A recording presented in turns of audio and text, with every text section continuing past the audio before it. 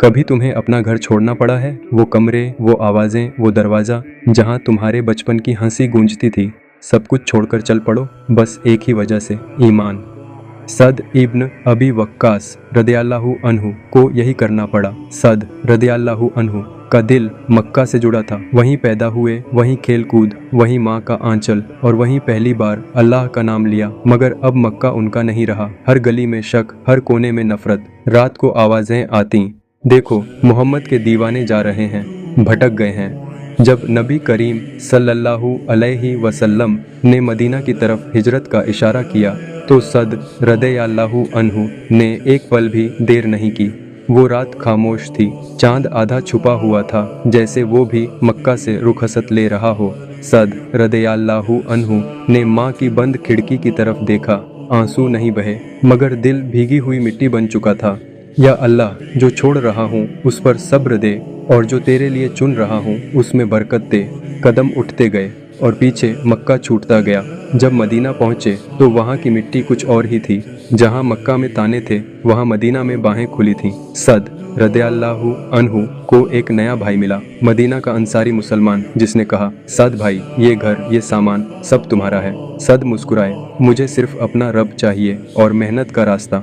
एक बार रसूलुल्लाह सल्लल्लाहु अलैहि वसल्लम ने फरमाया, सद, तू वो है जो अल्लाह की राह में घर से निकला और अल्लाह तुझे बेगैर मक्का से ज़्यादा देगा। सद रदियल्लाहु अन्हु ने वहीं अपने हाथ उठाए और दुआ की, या रब, तेरा रास्ता आसान कर और मुझे उन लोगों में शामिल कर जो तुझसे वफा करते हैं। आज अगर तुम सोचते हो कि इस्लाम सिर्फ कुछ रिवाजों का नाम है तो सद रदियल्लाहु अन्हु की ये हिजरत याद रखो। ये सबूत है कि दीन सिर्फ मस्जिदों तक नहीं होता, बल्कि वो दिल से दिल तक का सफ़र है। एक सफ़र जिसमें हर कदम रब की तरफ होता है और हर छोड़ना अल्लाह के लिए होता है। अगर तुम्हारे सामने एक ऐसी जंग हो जहाँ दुश्मन 3 गुना ज़्यादा हो, हथियार उनसे बेहतर हो और तुम्हारे पास सिर्फ यकीन हो, तो क्या तुम खड़े रहोगे? सद रदियल्लाहु अन्हु खड़े हुए थे। वो सिर्फ खड़े नहीं हुए, वो दौड़े थे अल्लाह और उसके रसूल की राह में। रसूल अल्लाह सल्लल्लाहु अलैहि वसल्लम ने जब जंग ए बद्र के लिए लश्कर को जमा किया तो कुल 13 मुसलमान थे, बिना ज़्यादा हथियार, बिना ज़रूरी तैयारियां,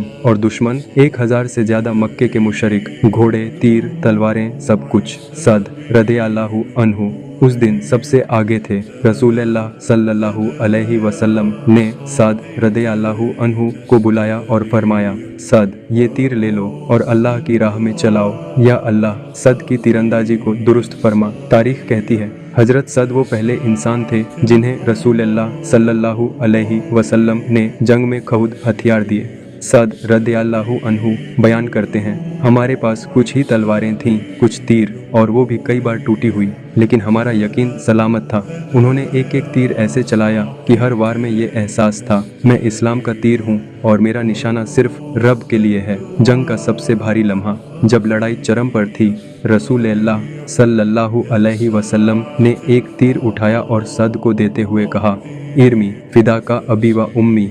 सद, तीर चला, मेरे माँ बाप तुझ पर कुर्बान। इतिहास गवाह है, रसूलुल्लाह सल्लल्लाहु अलैहि वसल्लम ने कभी किसी और को ये लफ्ज नहीं कहे। ये इज्जत सिर्फ सद रदियल्लाहु अन्हु को मिली। बद्र का मैदान लहू से भीग गया, मगर ईमान के सूरज ने उस दिन अपनी पहली रोशनी फैलाई। सद रदियल्लाहु अन्हु ने उस दिन ये साबित कर दिया, जिसने बचपन में तन्हाई में अल्लाह को पुकारा था, आज वही भीड़ में अल्लाह का झंडा बुलंद कर रहा है। कभी तुमने महसूस किया है कि बचपन में जो लोग तुम्हें मामूली समझते थे, वही एक दिन तुम्हें एक पूरी कौम की उम्मीद समझने लगे? सद रदियल्लाहु अन्हु के साथ यही हुआ। जब हजरत उमर फारूक रदियल्लाहु अन्हु खलीफा बने तो उन्होंने देखा कि फारस, ईरान की ताकत इस्लाम के लिए खतरा बनती जा रही है। जुल्म, घमंड और आग की पूजा करने वाली सल्तनत अब भी जिंदा थी। उन्हें एक ऐसे इंसान की जरूरत थी जो रूह से मोमिन हो और दिल से फौजी। उन्होंने मदीना की मस्जिद में ऐलान किया, मैं उस शख्स को भेज रहा हूँ जो रसूलुल्लाह सल्लल्लाहु अलैहि वसल्लम की दुआओं का नतीजा है। सद इब्न अबी वक्कास रदियल्लाहु अन्हु को इस्लामी फौज का सरदार बनाया गया। सद रदियल्लाहु अन्हु की उम्र उस वक़्त करीब 50 साल थी, मगर उनका दिल आज भी वही था जो परिंदों को उठाता था, जो माँ की आंखें पढ़ लेता था, और अब वो दिल एक उम्मत को लीड कर रहा था। जब इस्लामी फौज ने कहादसिया के मैदान में कदम रखा तो सामने खड़ा था रुस्तम। फारस का सबसे बड़ा सरदार। उसके पास 60,000 से ज़्यादा सिपाही थे, जबकि मुसलमान सिर्फ 30,000 थे। सद रदियल्लाहु अन्हु उस वक़्त बीमार थे। उनकी कमर में इतना दर्द था कि वो घोड़े पर नहीं चढ़ सकते थे, मगर उन्होंने मैदान छोड़ना नहीं चुना। वो एक ऊंचे मचान पर लेटकर वहीं से पूरा लश्कर हिदायत दे रहे थे। आंखों में आंसू, जुबां पर तिलावत और दिल में सिर्फ एक बात, या रब्बी इस्लाम को जिल्लत ना देना। 4 दिन तक घमासान लड़ाई चली, धूल, खून, तीर और तकबीर की आवाज़ें, मगर सद रदियल्लाहु अन्हु की लीडरशिप में इस्लामी फौज हर दिन आगे बढ़ती रही। आखिरकार चौथे दिन रुस्तम कत्ल हुआ, उसकी सल्तनत ढह गई, फारस का ताज गिर गया और अल्लाह का कलमा बुलंद हुआ।